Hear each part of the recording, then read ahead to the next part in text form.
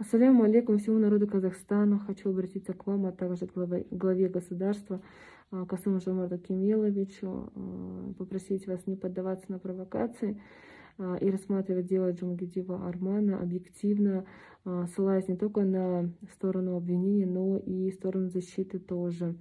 Я являюсь общественным защитником Армана, также его женой и матерью ребенка. Хотелось бы внести хоть и маленькую, но лепту в это дело, сказать, что Арман приехал в Казахстан только по причине рождения нашей дочери. И в эти январские события, когда все это только начиналось, мы с дочерью были в больнице на осмотре у врача-педиатра. Вот. Арман позвонил, сказал, что там какие-то митинги идут, вроде пока ничего серьезного, но попросил ехать домой. Вот. Затем, когда мы приехали уже домой, он сказал, что что-то серьезное там происходит, народа все больше и больше скапливается, он за нас переживает. Он находился тогда как раз-таки в отеле и сказал, чтобы мы никуда не выходили. Какой же смысл человеку, если он был бы организатором всех этих беспорядков, да, какой смысл ему это делать, если его жена и ребенок находятся в самой гуще событий, в самом центре, вот, и получается под удар в первую очередь попадали мы. Вот, это первый момент. Второй момент. Арман в этой ситуации был лишь только третьей стороной, который пытался мирным образом урегулировать вопросы между народом и властью. Также это доказывает тот факт, что когда народ остался без еды, без пропитания, так как интернета не было, Каспий не работал, он раздавал продукты тысячам семей. То есть любой гражданин мог зайти, там неважно, мужчина, женщина, зайти мог в гостиницу «Казахстан» и забрать пакет с продуктами.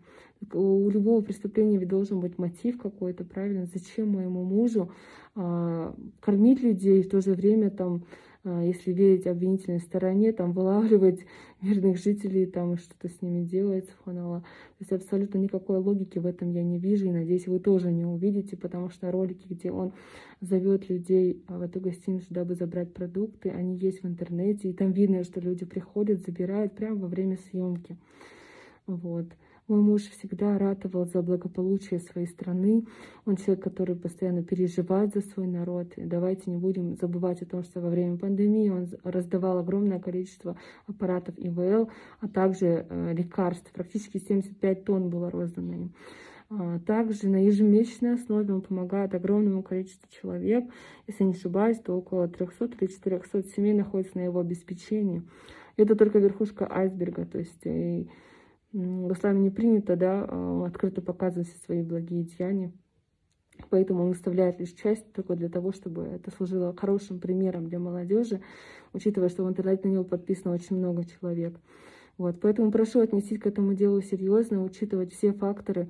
У ребят Армана были белые повязки на руках, они помогали людям. То есть даже если какие-то действия были предприняты ими, да, то я уверена, что они бы никогда не тронули мирных граждан. И если кого-то даже и поймали, то только преступников, которые там поджигали машины, там насиловали там людей, грабили что-то, да, то есть он же открыто заявлял о том, что в толпе были такие зачинщики, вот, и что люди были в состоянии там наркотических воздействий, в состоянии алкогольного опьянения, вот, поэтому учитывайте, прошу вас, все эти факторы.